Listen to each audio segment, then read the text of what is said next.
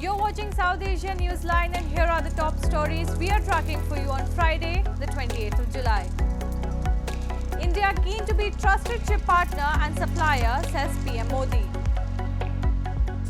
Taliban's Afghanistan takeover has emboldened TTP, says UNSC report.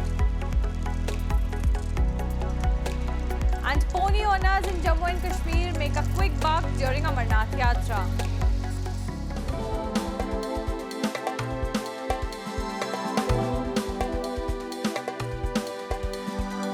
And now for all the details, Indian Prime Minister Narendra Modi on Friday kickstarted Semicon India, an event aimed at attracting global investors to establish production in the country. Addressing the gathering, he said India is witnessing an exponential growth in digital and electronic manufacturing sector, and at a time when the world needs a reliable supply chain, India can be the trusted partner. He said India understands its global responsibilities and is working on a comprehensive roadmap with friendly countries to build a vibrant semiconductor ecosystem.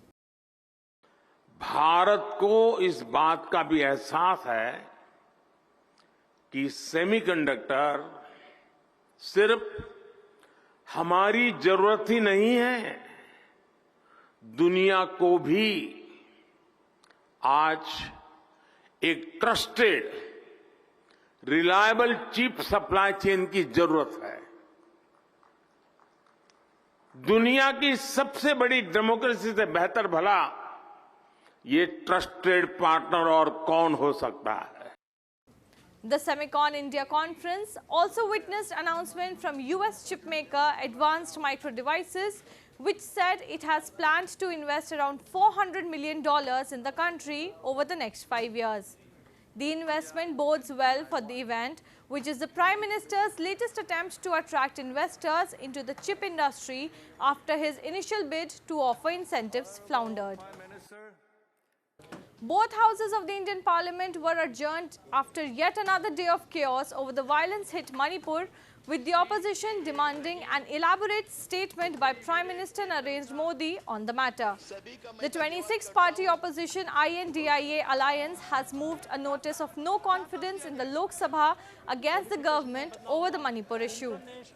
Although the notice has been admitted, the date for a debate is yet to be finalized. A delegation of opposition parliamentarians is also set to visit Manipur this week.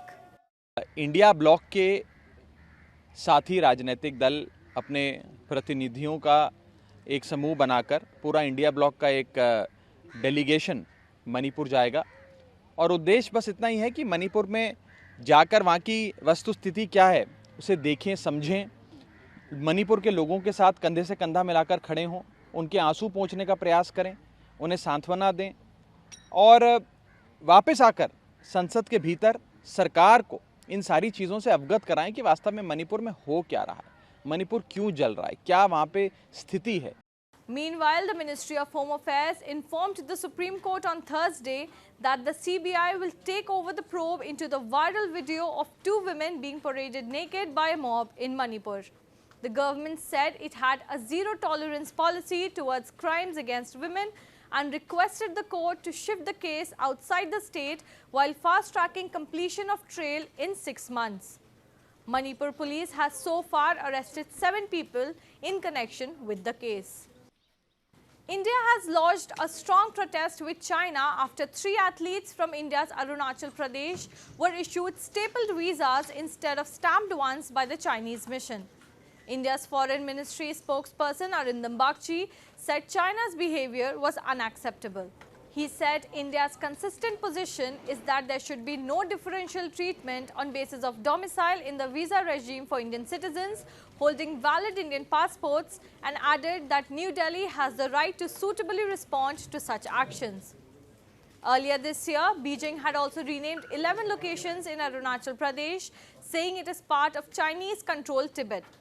However, India has consistently opposed the claim and maintained the relations between the two countries cannot be normal until Beijing adheres to past agreements. It has come to our notice that stapled visas were issued to some of our citizens representing the country in an international sporting event in China. This is unacceptable. and we have lodged our strong protest with the Chinese side, reiterating our consistent position on the matter. And India reserves the right to suitably respond to such actions. Pakistan's Senate on Thursday passed a bill to amend the Army Act 1952, which proposes up to 5 years in jail for anyone who discloses sensitive information pertaining to the security of the country or the Pakistan Army. A person making a disclosure with the permission of the Chief of Army Staff or an authorized officer will, however, not be punished, local media reported. The move apparently aims to tighten the noose around the neck of former PM Imran Khan after a top official accused him of using US cables to create a false narrative against the military establishment after his ouster last year. The United Nations Security Council in its report has said that the Taliban takeover in Afghanistan has emboldened TTP, the Tehrik-e-Taliban Pakistan, resulting in an increase in its cross-border attacks in Pakistan.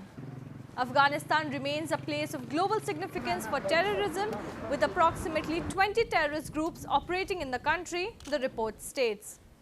Pakistan has been witnessing a surge in attacks, especially by the TTP, since the Taliban's return to power in 2021. The TTP is not directly associated with the Afghan Taliban but pledges allegiance to it.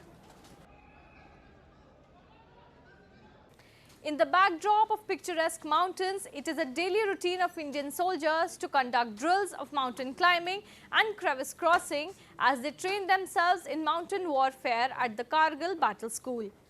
Following the 2-month-long battle in 1999, India felt the need for a battle school, imparting training to its soldiers to avert a Kargil-like situation, which led to establishment of the Kargil Battle School in Dras.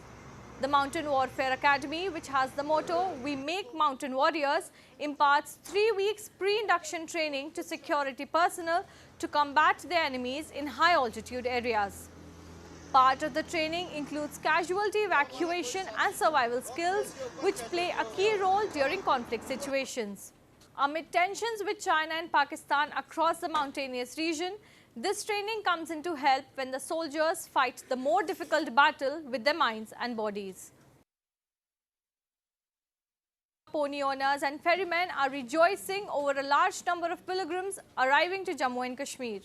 The annual pilgrimage is a major source of income for people in remote areas. A report. Pony owners and ferrymen in India's Jammu and Kashmir are rejoicing over a large number of pilgrims arriving for the Amarnath Yatra, as they have been doing brisk business since the annual Hindu pilgrimage began on 1st of July.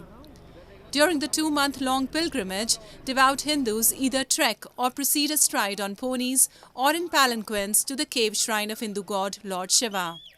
Locals, especially the pony owners from remote areas of Pahalgaon, Chandanwadi, Baltal and Sonmarg, count on the pilgrimage, which is their major source of income. इसमें खुश है कि यात्रा मतलब जितने बढ़ेगी इतने हमारे लोग का रोजगार भी बढ़ेगा। कितनी कोशिश करते हैं आप?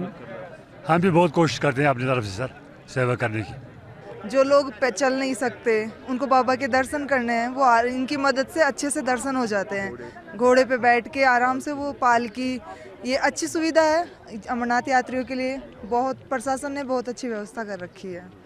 Located at an altitude of 3,800 meters and covered by snow almost all year round, Amarnath contains an ice stalagmite that is considered the physical manifestation of Lord Shiva. The 62-day-long Amarnath Yatra will culminate on August 31st. That's all in tonight's edition. We will see you same time next week. Have a great weekend. Good night.